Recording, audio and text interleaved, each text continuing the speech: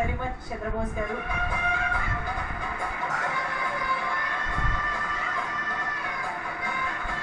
శ్రీ జననిధుల రామలింగేశ్వరరావు గారిని మాట్లాడవలసిందిగా కోరుకుంటున్నాము.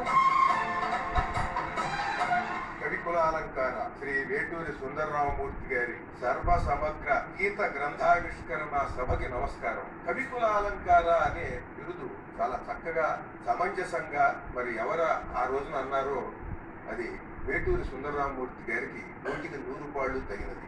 కారణం ఏమిటంటే అలంకార శాస్త్రంలో ఉండే అలంకారాలు అన్నీ కూడా ఈయన పాటల్లో ఉన్నాయి. అది మాత్రమే కాకుండా లాక్షణికులు చెప్పలేనటువంటి ప్రయోగాలు కూడా ఈయన చేశారు పాటల్లో. కవుల్లో 7 రకాల కవిత్వం రాసేటువంటి కవులు ఉంటారు. ఏ కవి అయినా సరే 1 లక్షణంతో 2 లక్షణాలతో 3 లక్షణాలతో రాస్తాడు. 7 కవుల లక్షణాలు పుణికి పుచ్చుకుని కవిత్వం రాసిన వాడు ఒక్క వేటూరి సుందరరామమూర్తి గారు మాత్రమే. తెలుగు సాహిత్యంలో కానీ సినిమా సాహిత్యంలో కానీ ఇంత విస్తృతిగా రాసినటువంటి వాడు ఇంకెవరూ లేరు, మళ్ళీ వేటూరి సుందరరామమూర్తి గారు. అలాగే ఈ కవిత్వంలో చాలా తమాషా ఉంది. అలంకారానికి అందదు, కానీ అందరికీ అర్థమైందంటే అర్థం కాదు, కాలేదా అంటే అవును. వీణ వేణువైన మధురిమ విన్నావా 50 ఏళ్ళ బట్టి వింటున్నారు, మీకు ఏమైనా అర్థమైందే? నాకు అర్థం కాదా? వీణ వేణువు అవుతుంది ఏమిటి? వీణ వేణువైన మధురిమ విన్నావా?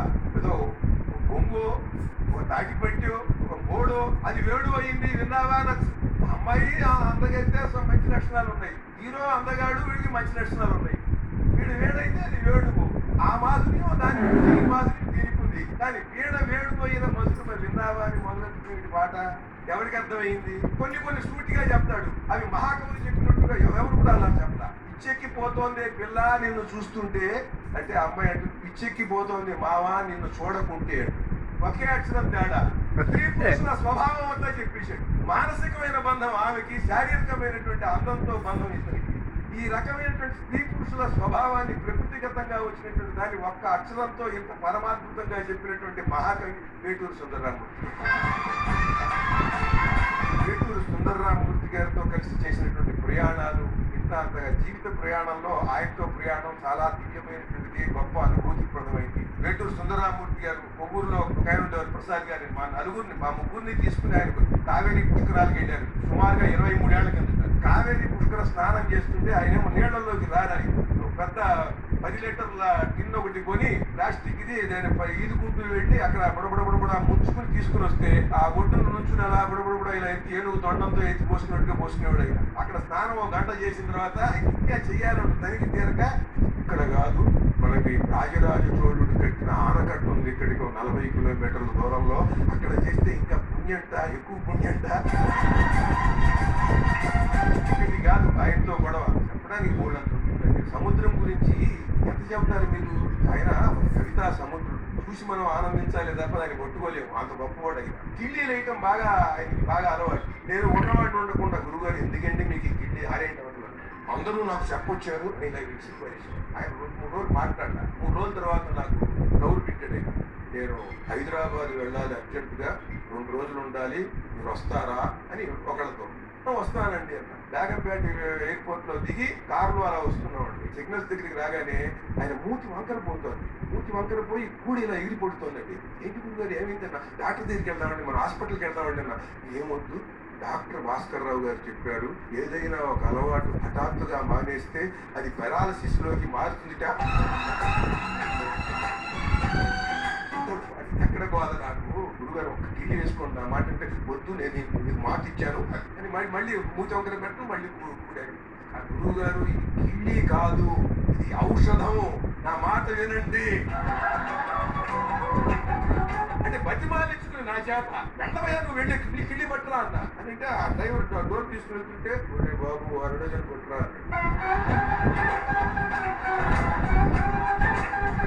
ఈ సందర్భంగా వేటూరి గారి శ్రీమతి గారు, మహాలక్ష్మమ్మ గారు, ఆవిడికి నమస్కారాలు.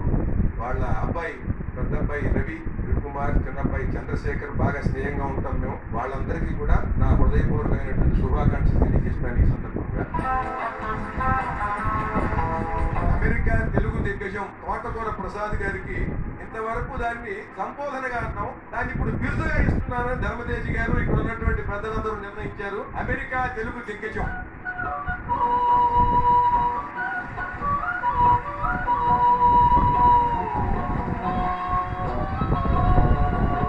అలాగే తోటకూర ప్రసాద్ గారు జొన్నవిందుల గారికి జ్ఞాపికని ప్రజెంట్ చేయవలసిందిగా రిక్వెస్ట్ చేస్తున్నాం.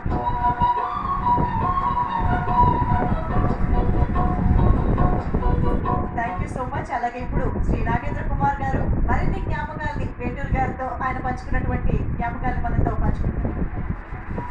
వేటూరి గారు గురించి మన రణవిత్తులు గారు కొన్ని విషయాలు చెప్పారు. ఎంత చెప్పినా ఎడతెగదది, దానికి అంతం లేదు, అంతు లేదు. కానీ ఆయన సాహితీ స్వరూపంలో కొన్ని స్ట్రోక్స్ అండి నిజంగా ఏ రచయిత కూడా రిపీట్ చేయలేకపోయారు. ఆ ఫీట్ ఎవరు కూడా కౌంటర్ చేయలేకపోయారు. అంటే మనకు పూర్వం ప్రకృతి మీద పాటలు రాయాలంటే ఇది మల్లెల వేళ అని అంటే దేవులపల్లి కృష్ణశాస్త్రి గారు ఉండేవారు. ఇండియాకి రాజధాని ఢిల్లీ, నా గుండెల్లో ప్రేమరాణి లిల్లీ అనే కొంచెం కామెడీ సాంగ్స్ రాయడానికి ఆరుద్ర గారు ఉండేవాడు. కొన్ని జానపద గీతాలు రాయడానికి కొసరాజు గారు ఉండేవారు. విప్లవ గీతాలు రాయడానికి శ్రీశ్రీ గారు ఉండేవారు. ప్రేమ గీతాలు రాయడానికి నారాయణ రెడ్డి గారు ఉండేవారు. మనస్సుకి సంబంధించిన గీతాలు రాయడానికి ఆత్రేయ గారు ఉండేవారు. కానీ వేటూరు గారు సినిమా ఇండస్ట్రీకి వెళ్ళిన తర్వాత ఎవ్వరూ లేరు. ఒక్క వేటూరు సుందరమూర్తి గారు తప్పితే. శ్రీశ్రీ రాసింది రాశారు, నారాయణ రెడ్డి గారు రాసింది రాశారు, దేవులపల్లి గారు రాసింది రాశారు, అన్నీ ఆయనే రాశారు. బూతు రాయడానికి ఎంత బాధపడి చచ్చిపోతాడంటే సాహిత్యంలో ఆయన ఎంత అందమైన అలంకారంతో ఒక చరణం రాశారంటే గ్యాంగ్ లీడర్ లో, ఉదయం చుంబన సేవనం, మధ్యాహ్నం కౌగిలి భోజనం, సాయంత్రం పుష్ప నివేదనం, రాత్రి వేళల మహానవేద్యం అన్నాడు. అసలు ఎవరు ఇదే ఆయన ఇందువదన కుందరదన మంద గమన మధుర వచ్చిన గగన గగన సొగసులన్నదే ఎంత కంటిన్యూటీ బీట్ మీద సాంస్కృతిని అలా పోయగలిగే ఒక మహాకవి. అందులో ఎవరు రాయలేని ఒక గొప్ప ప్రయోగం.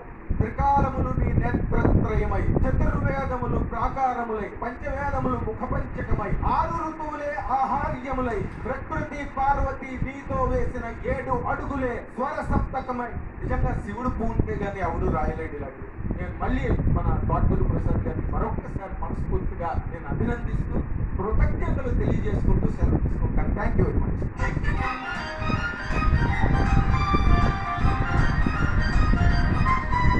ప్రసంగించవలసిందిగా కోరుతూ ఎర్రాప్రగడ రామకృష్ణ గారిని ఆహ్వానం పలుకుతున్నాము.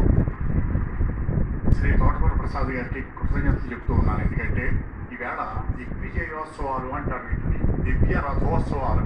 శాస్త్ర ప్రకారం చెప్పాలంటే దివ్య రథోత్సవం జరుగుతోంది వేటూరు సుందరమూర్తి గారికి. మీకు శ్రీనాథుడితోటి పోల్చదగిన మనిషి కవి ఎవరైనా ఉన్నారు అని అంటే సినీ కవుల్లో శ్రీ వేటూరు సుందరమూర్తి గారిని చెప్పుకోవాలి. ఆత్రేయ గారు పాట రాసిస్తారని ప్రామిస్ చేసుకుని విజయ గార్డెన్స్ లో కూర్చొని రికార్డింగ్ టైం అయిపోతున్నా కూడా పాట రాసివ్వకపోతే ఈ ప్రముఖులందరూ పరిగెట్టుకుని వెళ్తే రాత్రి పాట రాసిస్తూ ఆయన చెప్పిన మాట ఏంటంటే, ఆత్రేయ గారు ఒప్పుకుంటేనే నేను రాస్తాను, ఆత్రేయ చేత నాకు ఫోన్ చేయిస్తే నేను రాస్తాను, నాకు ఆయనకి పాటకి ఇచ్చే పారితోషికం కూడా ఆత్రేయ గారికి ఇస్తేనే నేను రాస్తాను, ఇది ఆత్రేయ మీద నేను రాస్తున్న గౌరవంగా భావించి మీరు ఇది స్వీకరిస్తేనే రాస్తాను, ఇన్ని షరతులు పెట్టి రాసిచ్చారు ఆయన.